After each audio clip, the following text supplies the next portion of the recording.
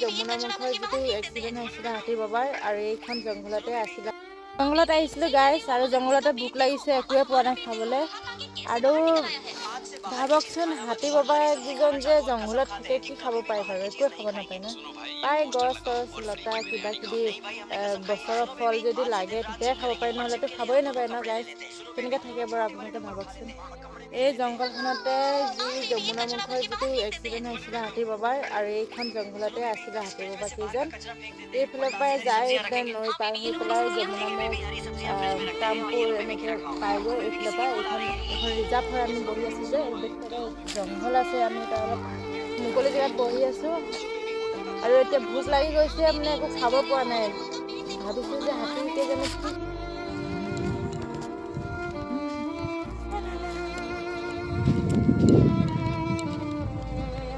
নৈ কিনাৰত একদম ঘৰ চৰি আছে। এইফালে জংঘল ৰিজাৰ্ভ হাতী ওলাই।